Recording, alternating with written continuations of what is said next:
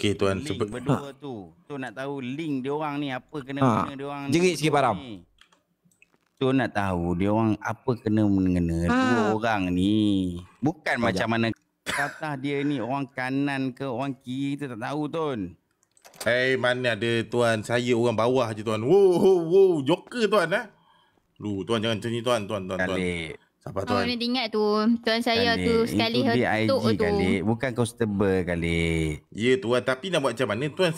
Dia di IG, saya macai. Saya Dia nak buat kerja je tuan. Sekarang ni Kalik, kau sekarang ni kat balai Kalik, tapi Tun aku. Yes. Nah. Sabar tuan, Dia mengamuk.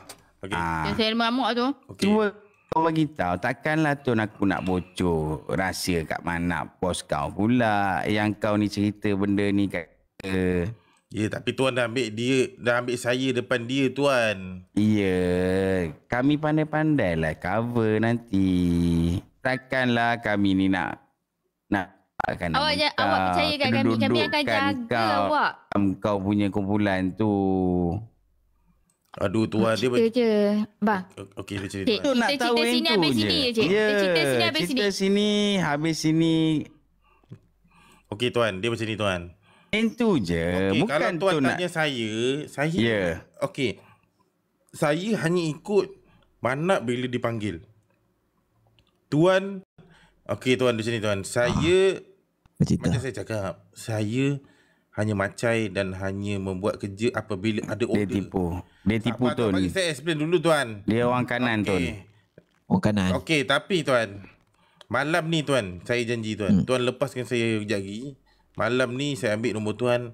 Saya akan hantar 2 orang yang Macam sebenar. mana aku nak lepaskan kau kalau kau daripada tadi lagi duk putar belit kata seluruh kerok lah.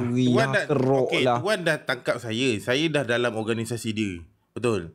So saya tahu siapa orang yang sepatutnya tuan jumpa. Aku cakap kat sini dah kau. Aku faham. Engkau cakap apa, engkau adalah sebahagian daripada dia orang punya organisasi. Ya tuan. Organisasi kau pun tak datang untuk tolong kau ni. Betul tu. Khalid, daripada engkau duduk dengan tempat orang yang salah, baik engkau bagi tahu aku cekuk je dua-dua tu. Aku dah tahu kesalahan dia orang. Aku kenakan hukuman dan tempat Manap tu engkau boleh duduk. Manap tak kisah pun tu kan. Kita hari ada dia datang balai. Dia tak datang pun, dia tak bantu pun kau. Siap siapa pun gelak tak ada kat tadi atas kau tahu. Ya betul Sedih betul. tau awak ni. Seorang pun tak ada kat Prihatin atas ni dekat awak ni. Kumpulan dia Tun. Padahal kat bengkel tadi ramai budak-budak Manap. Seorang pun tak ada depan balai. Tanyakan khabar. Ya tuan. Sebab kan saya cakap saya kan macai. Bila macai tuan pun